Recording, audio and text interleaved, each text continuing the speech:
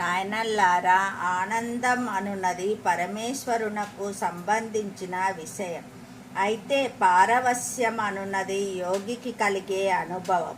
అసలు కోరికలు లేనివాడికి కలిగేది హర్షం. సమస్తమైన జీవులకు సుఖం అనున్నది అందుబాటులో ఉన్నది. అయితే దానితో పాటు దుఃఖం కూడా అనివార్యంగా ఉంటుంది.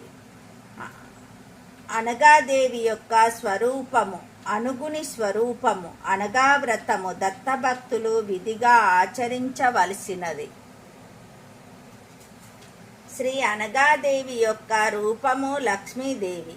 ఆమెలో రాజరాజేశ్వరి లక్షణాలు, మహాలక్ష్మి, మహాకాళి, మహాసరస్వతి లక్షణాలు నిండుగా ఉన్నవి. శ్రీ అనుగుని యొక్క రూపము విష్ణువు. ఆయనలో పరమేశ్వరుని లక్షణాలు, త్రిమూర్తుల లక్షణాలు నిండుగా ఉన్నవి. కావున శ్రీ అనగాదేవి సమేత అనుగుని ఆరాధించుట సర్వశ్రేయదాయకము. అనగాష్టమి వ్రతము దత్తభక్తులు విధిగా ఆచరించవలసిన వ్రతము. ఈ వ్రతమును ఆచరించుట వలన సర్వశుభములు పొందగలరు.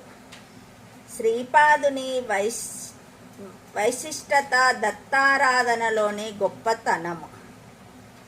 నాయనల్లారా, శ్రీ అనగాదేవి సమేతుడైన అనుగుడు శ్రీపాద శ్రీవల్లభ రూపమున భువిలో అవతరించియున్నాడు.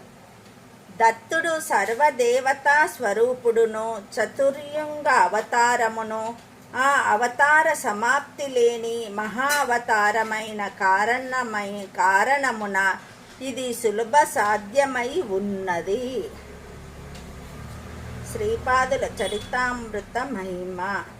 నాయన శంకర భట్టు, నీవు రచించేడి శ్రీవల్లభ చరితామృతమ్మను మహాపవిత్ర గ్రంథమును మహాయోగులు, మహాపురుషులు కూడా అధ్యయనము చేసెదరు. వారు దానిని సంధ్యా భాషకు సంబంధించిన వ్యాకరణ సహాయమున అర్థము చేసుకుందురు. వారు పొందు యోగ విభూతులు విచిత్రమైనవిగా నుండును. భౌతిక స్థాయిలోని మనుజులు దీనిని పారాయణ చెయ్యనెడల హియపర సుఖములను శుభములను పొందుదురు. భౌతిక స్థాయిలోని మనుజులు దీనిని పారాయణ చెయ్యునెడల హియపర సుఖములను శుభములను పొందుదురు.